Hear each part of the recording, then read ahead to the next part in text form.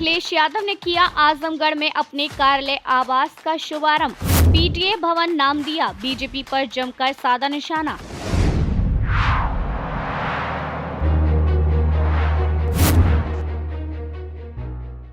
आजमगढ़ नगर से सटे अनवरगंज में अपने नए आवासीय भवन और पार्टी कार्यालय के उद्घाटन अवसर पर समाजवादी पार्टी के राष्ट्रीय अध्यक्ष अखिलेश यादव ने भाजपा सरकार पर जमकर हमला बोला। उन्होंने कहा कि यदि 2027 में उत्तर प्रदेश में समाजवादी सरकार बनती है तो हर परिवार को 300 यूनिट बिजली मुफ्त दी जाएगी, युवाओं को आईपैड मिलेगा और महिलाओं को 3000 रुपए मासिक समाजवादी पेंशन दी जाएगी। उन्होंने केंद्र की अग्निवीर योजना को समाप्त करने और सीमा की सुरक्षा को मजबूत करने की बात कही।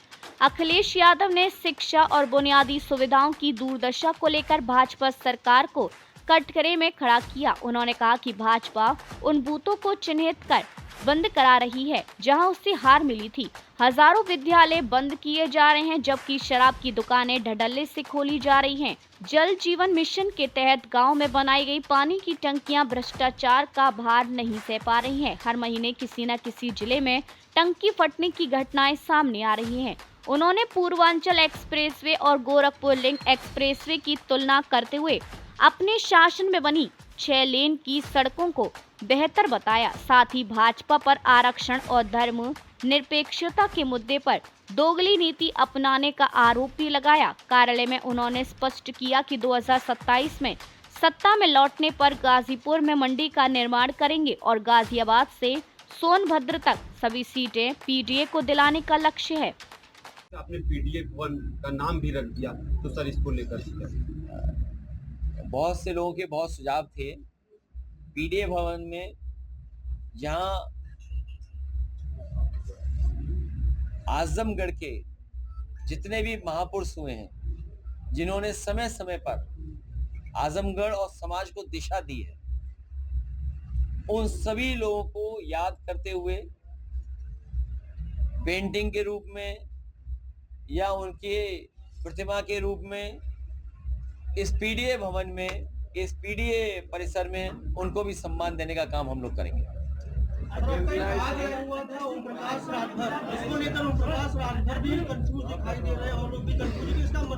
किसका? ओम प्रकाश राठौर, ओपी रातभर जो आपने बोला था। ये बहुत महत्वपूर्ण सवाल आपने पूछा है। इसको जानने के लिए आपको एक कलम और कागज उठाना पड़ेगा और थोड़ा अपनी ही खबरों को दोबारा देखना और पढ़ना पड़ेगा। जैसे उदाहरण के लिए आपके गोरखपुर के बगल के जिले में एक एमएलसी कूटे गए, एक आईएएस जो मुख्यमंत्री के बहुत खासम खास थे, जिन्हें जिम्मेदारी थी इंसेंटिव दिया जाए, वो इंसेंटिव नहीं मांग रहे थे, कमीशन मांग रहे थे।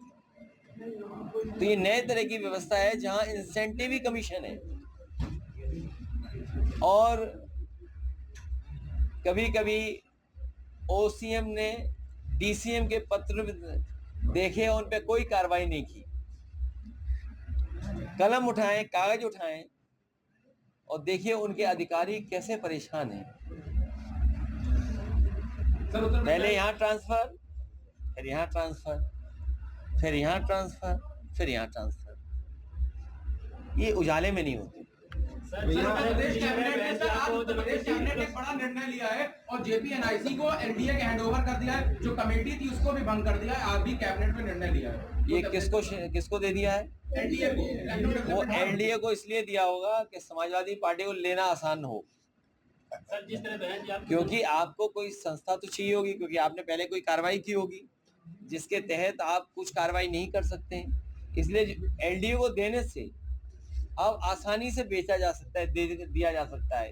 इसलिए मुझे खुशी है इस बात की।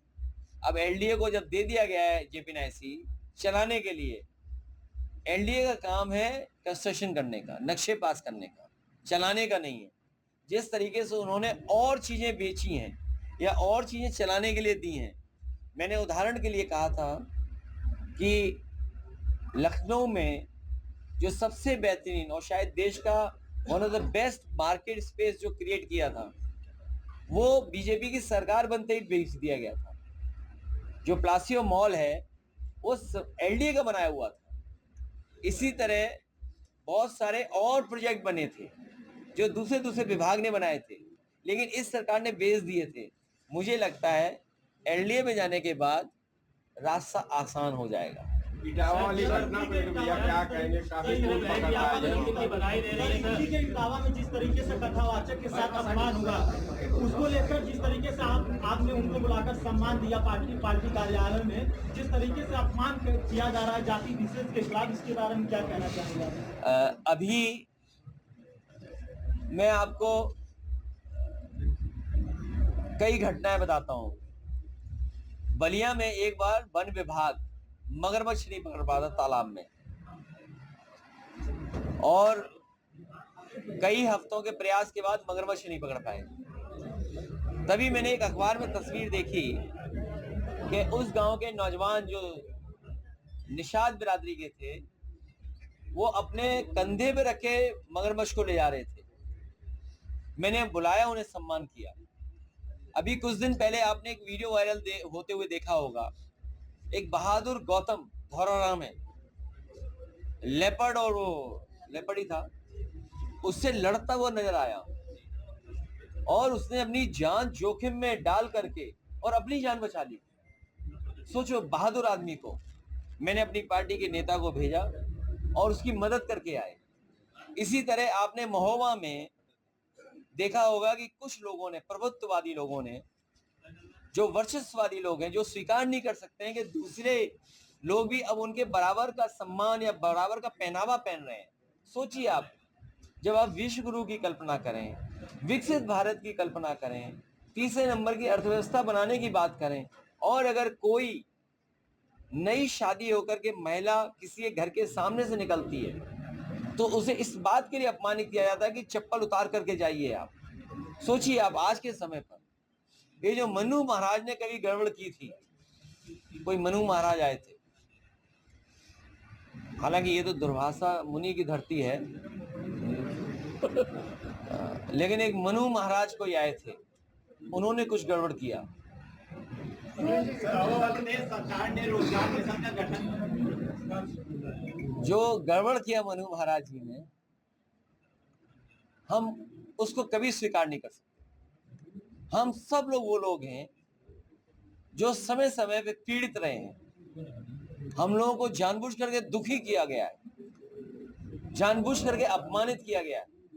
इसीलिए सब हम लोग एक दुख के या एक सूत्र से बंधे हुए लोग हैं। इसीलिए पीढ़ी परिवार हमारा एक है। जहां तक सवाल कथावाचकों का है, अब आप सोचिए, कल्पना करिए, भगवान हालांकि सबके होते हैं, लेकिन गीता सुन सकते हैं, आप बोल नहीं सकते। भागवत आप सुन सकते हैं, बोल नहीं सकते। हमारा संविधान, हम संविधान पे चलने वाले लोग हैं। इसीलिए समाज में माहौल न बिगड़े और समाज में मैसेज गलत न जाए, क्योंकि उसके आसपास हमारा क्षेत्र रहा है। मैं रहा हूं एमपी, वहां से नेताजी रहे, और घर की जगह है। तो इस